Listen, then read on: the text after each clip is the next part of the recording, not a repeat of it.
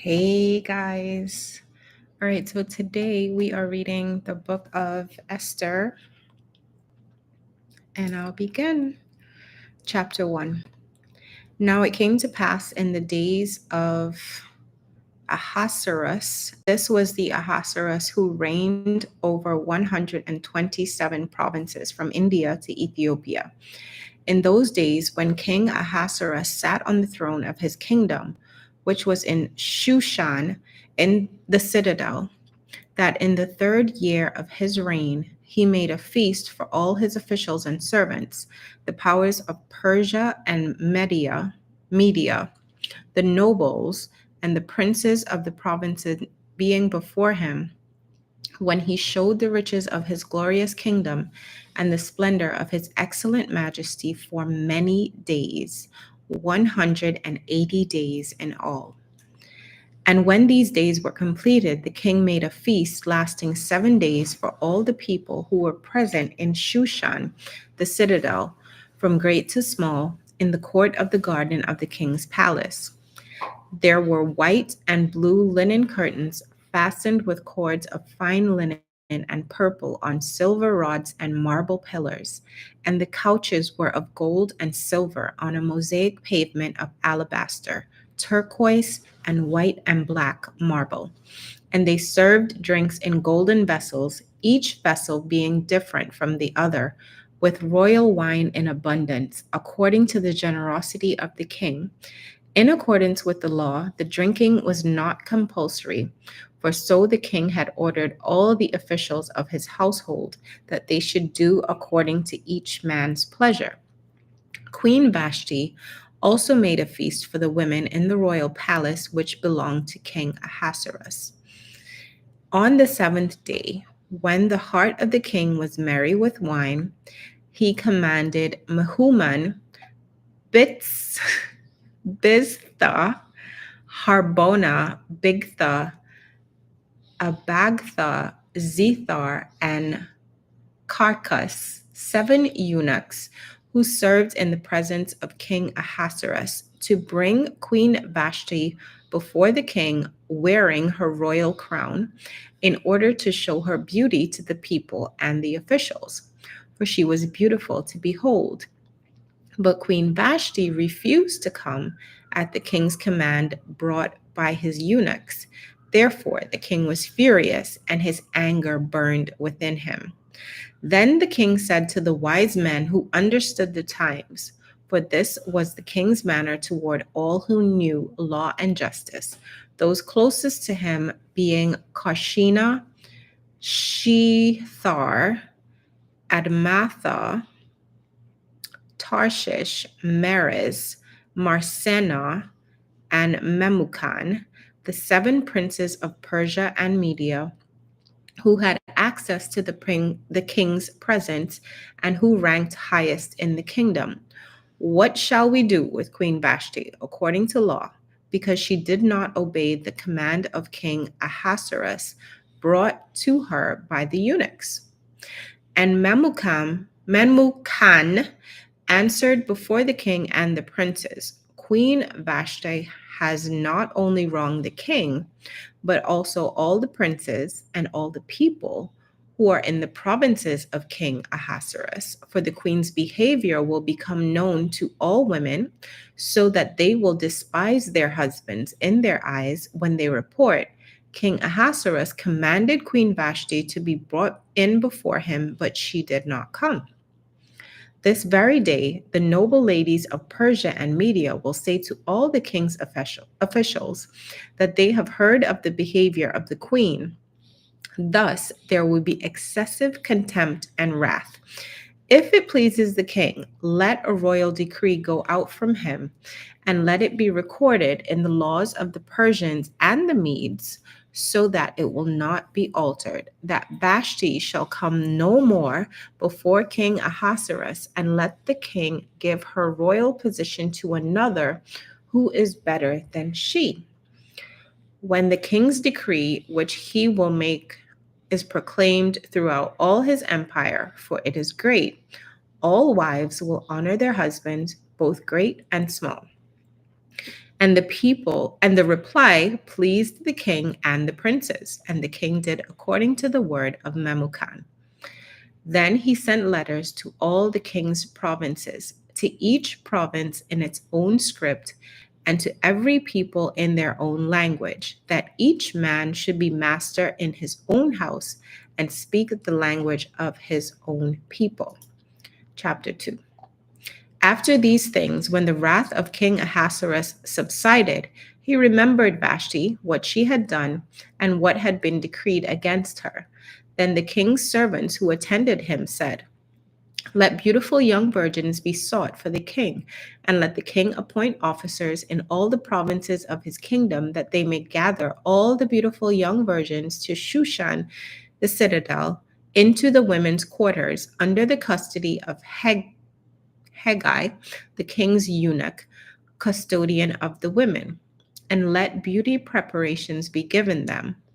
Then let the young woman who pleases the king be queen instead of Vashti." This thing pleased the king, and he did so. In Shushan, the citadel, there was a certain Jew whose name was Mordecai, son of Jair, son of Shimei, son of Kish, a Benjamite. Kish had been carried away from Jerusalem with the captives who had been captured with Jeconiah, king of Judah, whom Nebuchadnezzar, the king of Babylon, had carried away. And Mordecai had brought up Hadassah, that is, Esther, his uncle's daughter, for she had neither father nor mother. The young woman was lovely and beautiful. When her father and mother died, Mordecai took her as his own daughter. So it was when the king's command and decree were heard, and when many young women were gathered at Shushan the citadel under the custody of Haggai, that Esther also was taken to the king's palace, into the care of Haggai, the custodian of the women. Now the young woman pleased him, and she obtained his favor, so he readily gave beauty preparations to her, besides her allowance. The seven choice maidservants were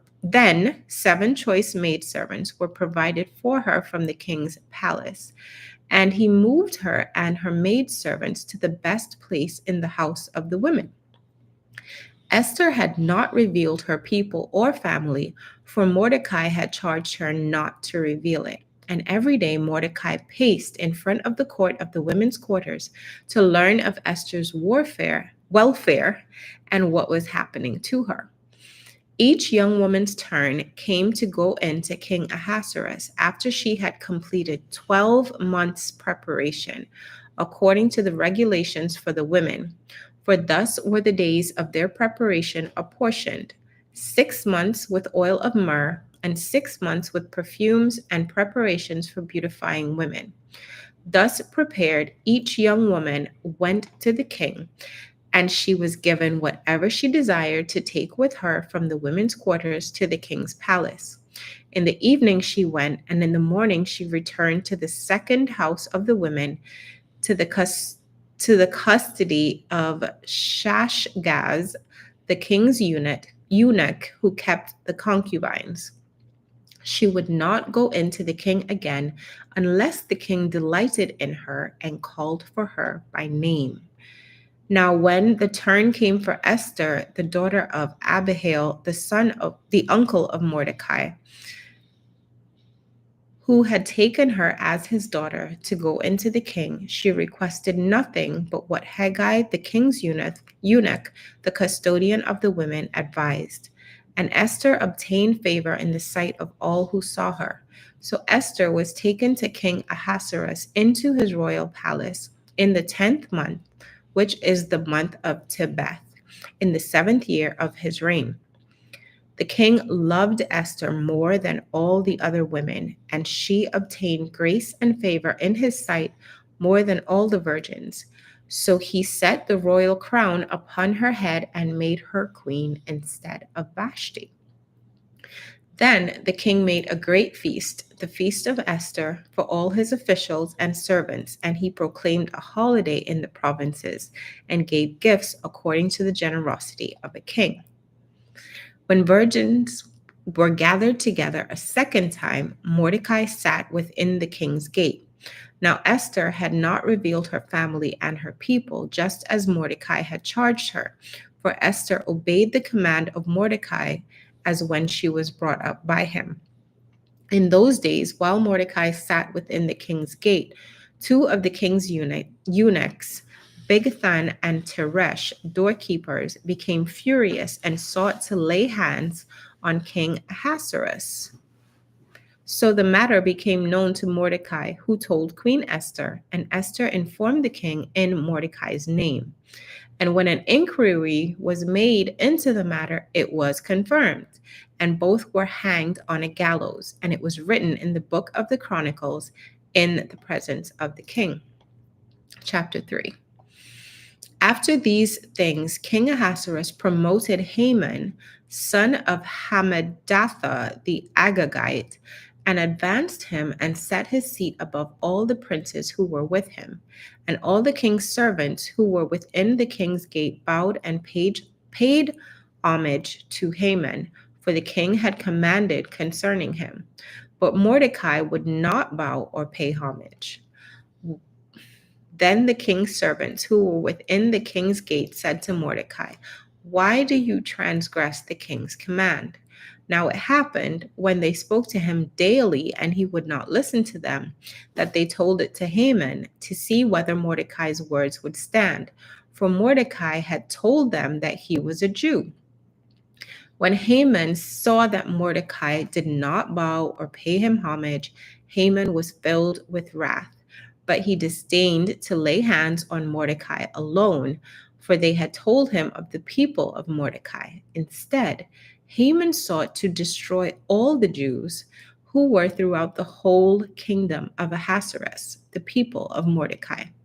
In the first month, which is the month of Nisan, in the 12th year of King Ahasuerus, they cast pur, that is the lot, before Haman to determine the day and the month, until it fell on the 12th month, which is the month of Adar.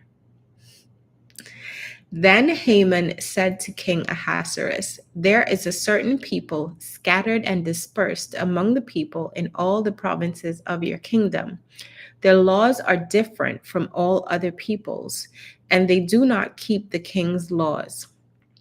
Therefore, it is not fitting for the king to let them remain. If it pleases the king, let a decree be written that they be destroyed, and I will pay 10,000 talents of silver into the hands of those who do the work, to bring it into the king's treasuries." So the king took his signet ring from his hand and gave it to Haman, the son of Hammedatha the Agagite, the enemy of the Jews. And the king said to Haman, "The money and the people are given to you, to do with them as seems good to you." Then the king's scribes were called on the 13th day of the first month, and a decree was written according to all that Haman commanded. To the king's satraps, to the governors who were over each province, to the officials of all the people, to every province according to its script, and to every people in their language. In the name of the king Ahasuerus, it was written and sealed with the king's signet ring. And all the letters were sent by couriers into all the king's provinces to destroy, to kill, and to annihilate all the Jews, both young and old, little children and women, in one day, on the 13th day of the 12th month, which is in the month of Adar, and to plunder their possessions. A copy of the document was to be issued as law in every province, being published for all people, that they should be ready for that day. The couriers went out, hastened by the king's command, and the decree was proclaimed in Shushan, the citadel. So the king and Haman sat down to drink, but the city of Shushan was perplexed. Chapter 4. When Mordecai learned all that had happened, he tore his clothes and put on sackcloth and ashes, and went out into the midst of the city. He cried out with a loud and bitter cry. He went as far as the front of the king's gate, for no one might enter the king's gate clothed with sackcloth. And in every province where the king's command and decree arrived, there was great mourning among the Jews, with fasting, weeping, and wailing, and many lay in sackcloth and ashes. So Esther's maids and eunuchs came in and told her, and the queen was deeply distressed. Then she sent garments to clothe Mordecai and take his sackcloth away from him, but he would not accept them. Then Esther called Hathach, one of the king's eunuchs, whom he had appointed to attend her. And she gave him a command concerning Mordecai to learn what and why this was. So Hathach went out to Mordecai in the city square that was in front of the king's gate. And Mordecai told him all that had happened to him and the sum of money that Haman had promised to pay to the king's treasuries to destroy the Jews. He also gave him a copy of the written decree for their destruction, which was given at Shushan, that he might show it to Esther and explain it to her, and that he might command her to go into the king to make supplication to him and plead before him for her people. So Hathach returned and told Esther the words of Mordecai. Then Esther spoke to Hathach and gave him a command for Mordecai. All the king's servants and the people of the king's provinces know that any man or woman who goes into the inner court to the king who has not been called, he has but one law: put all to death, except the one to whom the king holds out the golden scepter that he may live. Yet I myself have not been called to go in to the king these 30 days. So they told Mordecai Esther's words. And Mordecai told them to answer Esther, "Do not think in your heart that you will escape in the king's palace any more than all the other Jews. For if you remain completely silent at this time, relief and deliverance will arise for the Jews from another place, but you and your father's house will perish. Yet who knows whether you have come to the kingdom for such a time as this?" Then Esther told them to reply to Mordecai, "Go, gather all the Jews who are present in Shushan and fast for me. Neither eat nor drink for 3 days, night or day. My maids and I will fast likewise. And so I will go to the king, which is against the law, and if I perish, I perish." So Mordecai went his way and did according to all that Esther commanded him. Chapter 5. Now it happened on the 3rd day that Esther put on her royal robes and stood in the inner court of the king's palace, across from the king's house, while the king sat on his royal throne in the royal house, facing the entrance of the house. So it was, when the king saw Queen Esther standing in the court, that she found favor in his sight, and the king held out to Esther the golden scepter that was in his hand. Then Esther went near and touched the top of the scepter, and the king said to her, "What do you wish, Queen Esther? What is your request? It shall be given to you up to half the kingdom." So Esther answered, "If it pleases the king, let the king and Haman come today to the banquet that I have prepared for him." Then the king said, "Bring Haman quickly, that he may do as Esther has said." So the king and Haman went to the banquet that Esther had prepared. And at the banquet of wine, the king said to Esther, "What is your petition? It shall be granted you. What is your request? Up to half the kingdom? It shall be done." Then Esther answered and said, "My petition and request is this: if I have found favor in the sight of the king, and if it pleases the king to grant my petition and fulfill my request, then let the king and Haman come to the banquet which I will prepare for them, and tomorrow I will do as the king had said." So Haman went out that day joyful and with a glad heart. But when Haman saw Mordecai in the king's gate, and that he did not stand or tremble before him, he was filled with indignation against Mordecai. Nevertheless, Haman restrained himself and went home.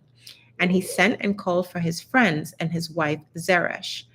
Then Haman told them of his great riches, the multitude of his children, everything in which the king had promised him, and how he had advanced him above the officials and servants of the king.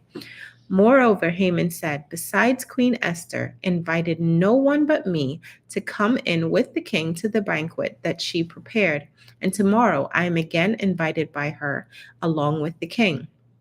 Yet all this avails me nothing, so long as I see Mordecai the Jew sitting at the king's gate." Then his wife Zeresh and all his friends said to him, "Let a gallows be made, 50 cubits high, and in the morning suggest to the king that Mordecai be hanged on it. Then go merrily with the king to the banquet." And the thing pleased Haman, so he had the gallows made. Chapter 6. That night the king could not sleep. So one was commanded to bring the book of the records of the Chronicles, and they were read before the king. And it was found written that Mordecai had told of Bigthana and Teresh, two of the king's eunuchs, the doorkeepers who had sought to lay hands on King Ahasuerus. Then the king said, "What honor or dignity has been bestowed on Mordecai for this?" And the king's servants who attended to him said, "Nothing has been done for him." So the king said, "Who is in the court?" Now Haman had just entered the outer court of the king's palace to suggest that the king hang Mordecai on the gallows that he had prepared for him. The king's servant said to him, "Haman is there, standing in the court." And the king said, "Let him come in." So Haman came in, and the king answered him, "What shall be done for the man whom the king delights to honor?" Now Haman thought in his heart, "Whom would the king delight to honor more than me?" And Haman answered the king, "For the man whom the king delights to honor, let a royal robe be brought, which the king has worn, and a horse on which the king has ridden, which has a royal crest placed on its head. Then let this robe and horse be delivered to the hand of one of the king's most noble princes, that he may array the man whom the king delights to honor. Then parade him on horseback through the city square and proclaim before him, 'Thus shall it be done to the man whom the king delights to honor.'" Then the king said to Haman, "Hurry, take the robe and horse as you have suggested, and do so for Mordecai the Jew, who sits within the king's gate. Leave nothing undone of all that you have spoken."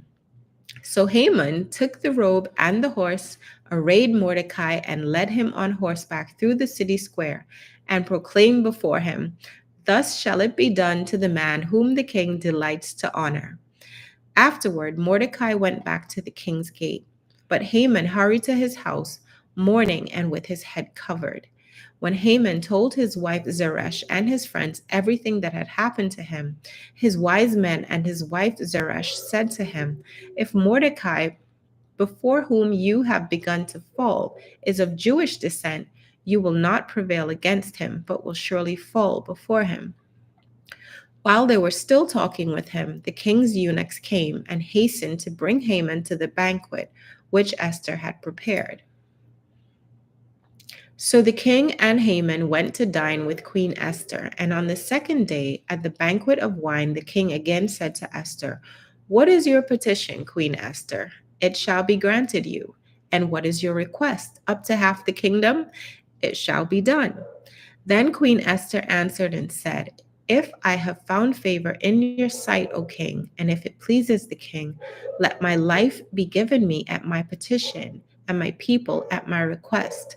For we have been sold, my people and I, to be destroyed, to be killed, and to be annihilated. Had we been sold as male and female slaves, I would have held my tongue, although the enemy could never compensate for the king's loss." So King Ahasuerus answered and said to Queen Esther, "Who is he, and where is he, who would dare presume in his heart to do such a thing?" And Esther said, "The adversary and enemy is the wicked Haman." So Haman was terrified before the king and queen. Then the king arose in his wrath from the banquet of wine and went into the palace garden. But Haman stood before Queen Esther, pleading for his life, for he saw that evil was determined against him by the king. When the king returned from the palace garden to the place of the banquet of wine, Haman had fallen across the couch where Esther was. Then the king said, "Will he also assault the queen while I am in the house?" As the word left the king's mouth, they covered Haman's face. Now Harbona, one of the eunuchs, said to the king, "Look, the gallows, 50 cubits high, which Haman made for Mordecai, who spoke good on the king's behalf, is standing at the house of Haman." So the king said, hang him on it. So they hanged Haman on the gallows that he had prepared for Mordecai. Then the king's wrath subsided. Chapter 8. On that day, King Ahasuerus gave Queen Esther the house of Haman, the enemy of the Jews, and Mordecai came before the king, for Esther had told how he was related to her. So the king took off his signet ring, which he had taken from Haman, and gave it to Mordecai. And Esther appointed Mordecai over the house of Haman. Now Esther spoke again to the king, fell down at his feet, and implored him with tears to counteract the evil of Haman the Agagite and the scheme which he had devised against the Jews. And the king held out the golden scepter toward Esther. So Esther arose and stood before the king and said, "If it pleases the king, and if I have found favor in his sight, and the thing seems right to the king, and I am pleasing in his eyes, let it be written to revoke the letters devised by Haman, the son of Hammedatha the Agagite, which he wrote to annihilate the Jews who are in all the king's provinces. For how can I endure to see the evil that will come to my people? Or how can I endure to see the destruction of my countrymen?" Then King Ahasuerus said to Queen Esther and Mordecai the Jew, "Indeed, I have given Esther the house of Haman, and they have hanged him on the gallows because he tried to lay his hand on the Jews. You yourselves write a decree concerning the Jews, as you please, in the king's name, and seal it with the king's signet ring. For whatever is written in the king's name and sealed with the king's signet ring, no one can revoke."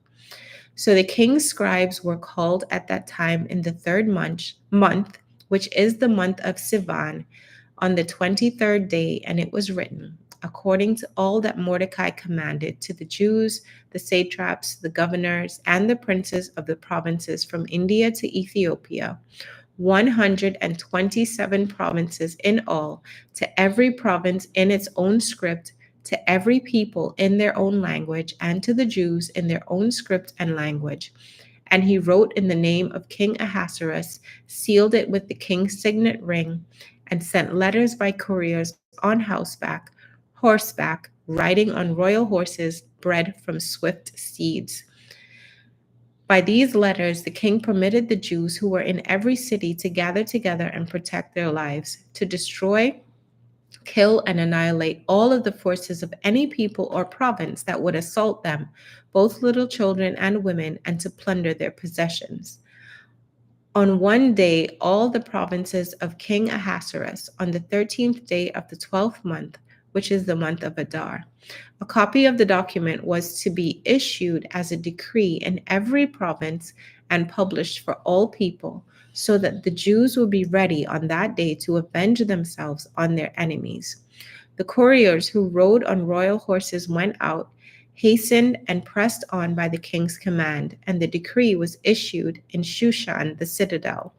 So Mordecai went out from the presence of the king in royal apparel of blue and white, with a great crown of gold and a garment of fine linen and purple. And the city of Shushan rejoiced and was glad.